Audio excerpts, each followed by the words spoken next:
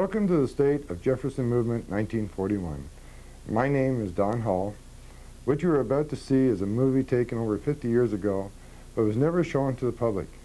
Before we go into the movie, I would like to give you some history on what took place and what started this movement. With me is George Walker, local pioneer and historian of Siskiyou County. Well, Don, everything has to start somewhere, and probably the best place to start is at the beginning.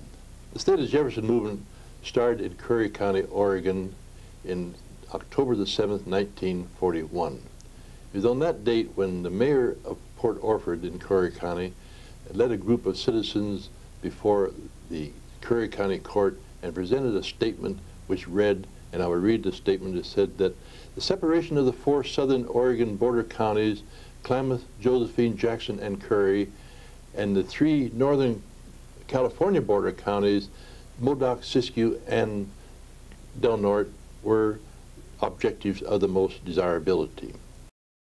Argued that the counties named were rich in the natural resources, namely timber and minerals, and that these resources were much needed for the nation in their defense effort, and that neglect and lack of attention from the respective state capitals, Salem and Sacramento, hindered the harvesting of these natural resources which were so badly needed. Then they appointed instant committees which traveled to the respective state capitals in Salem and Sacramento, twisting arms of legislators, and all the time this went on, the workers were crying that just merely for the need for better roads and bridges. The word secession had not yet been mentioned. Then a gold pan with a double X stamped on the bottom was adopted as a state seal for the new state. And this is the original great seal of the state of Jefferson. The two X's stamped on the bottom, they symbolize the double cross that the respective counties were receiving from their state capitals, Salem and Sacramento. This original and only state seal of the state of Jefferson is on display at the Siskiyou County Museum and can be viewed there along with a lot of historical articles from Siskiyou County. Did other counties want to join the movement?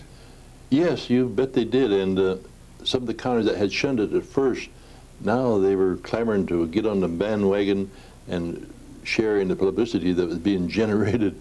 Lassen County, they telegraphed that they would like to join. They said they would bring in the only active volcano in the United States. They said that should scare any opposition. Shasta County sent word that they would join the movement, but they would want Reading to be the new state capital of the new state. Well, we answered them by taking a bottle of castor oil, packaging it up, and sending it back to them by Greyhound. And to the bottle of castor oil, we attached a note. We said, "Start your own movement." That's the last time we heard from Shasta County. And December the 4th was the banner day for the new state. Judge Child, he gave a stirring inauguration speech. He recited the Constitution and quoted the Bible and told how the West was one. He did make one statement, though, that I feel should be preserved in local history. And Judge Childs, in his inauguration speech, said, "The state of Jefferson is a natural division geographically, topographically, and emotionally.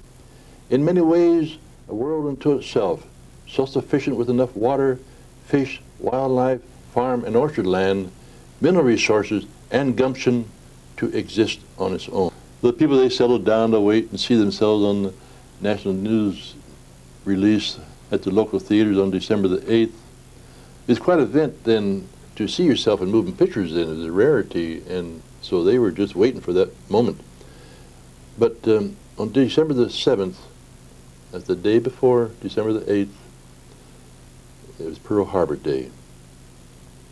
Pearl Harbor was bombed by the Japanese, and the Siskiyou News, which had devoted practically the entire front page the past week for the State of Jefferson movement, this day had only one room for one small headline, and that said that the State of Jefferson disbands.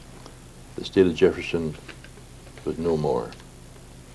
Life magazine, they scrapped all the material they had made of the event, and newsreel companies, they buried the footage of their film deep in their morgues, and the people, the workers and spectators alike, they went home and they restructured their lives to work towards another movement that was more important. So Don, there's a short sketch of the famous State of Jefferson movement. Now I have with me one of the people that took part in the movement. Not only did he take part, but he was one of the cowboys bearing a rifle at the roadblock where they stopped cars that you will see in the movie. About that time, though, I had, and I sometimes wonder how it happened, but I was drafted in the service to serve in there, and I don't know why. I was in agriculture too, but just same after they would draft me, why I didn't want to take any deferment of any kind, and so I was just going into service as a drafting people to serve, about a year before the war, you see. I guess they expected a war of some kind. So I went in and served time in there. Then when I was getting out, that's about the time when this starting to take place. When I got back, my friends told me that they were going to go in this pretty heavy, and it had started about the time when I was out. So I joined them and entered into the program, and that's how I really come involved. And actually, I had time too, because I had a share of cattle, and I had sold them when I went into service, naturally, to one of my brothers there. And so at that time, I wasn't for sure just what I was going to do, and I had time, you see, to spend a little time with it. So that's what I did. And I've become interested in it, except more it was, and my notion is, I've been reviewed before on it, is more of a something to do thing to do. I wasn't too excited about changing this into different states, but just the same, when we got to going into it, we found out things that were happening down south in Southern California, and not only that far possibly, spending money on such things as roads and so forth. And we had stuff up here that actually was, you can't hardly say there were roads. They were tough to get into and out of and so forth, and why couldn't we get some of that money up here and develop roads and things? It was serious that way, because I told a fellow one day, I was coming out of, I think it was over in Red Rock country out of Butte Valley one time, and I had a fairly new Chevrolet, and before I got to McDowell out of Red Rock, all I had was a steering wheel and walking down the road, and the car had all shook to pieces by the time. I was actually stretching a little bit, but that kind of, I got to thinking about that too, and those things like that. It was just about that bad. We just didn't have any condition here that should have been supported by the state of California, and so we wanted to do something. But I think actually, I wonder a lot of times is how far that would have gone. I just don't know. It didn't happen, so it's hard to judge. I was going to ask you, did you hear about how that happened so quick that we changed this so rapidly? Or did you? Well, Mr. McGinnis told me this himself, Joe McGinnis. He was one of the lead men here in this area. And he told me that two men, I don't know, he was pretty nervous about it at the time I talked to him. This was the morning that day, and that's the next morning that happened. This interview happened with these two men. He said they were either U.S. Marshals or FBI men from some parts of the government that had come up here and told him that they requested he no longer continue on this, and they'd appreciate it if he would put a stop to it. So he said, after they got through talking to me, I didn't want any more to do with it. So that wound it up. And I don't blame him either, because that's kind of a serious matter to have men call on you like that. Yeah, that's for sure. He was nervous the next morning, and I told him, well, that's fine. We heard about Pearl Harbor, and that was a thing to do, and that wind it up, so that's how it stopped. Not day by day, but almost in less than 24 hours.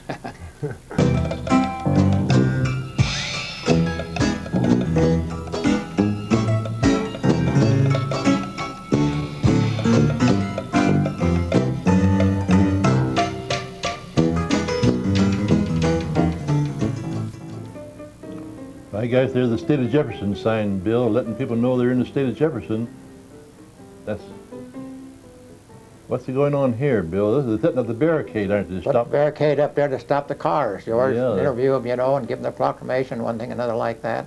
We stopped State of We had Jefferson. quite a bit of action there for a little while, you see. There's your border patrol. That's Homer Burton. They're stapling the gun there. Yeah, Oh, it looks like somebody's coming now.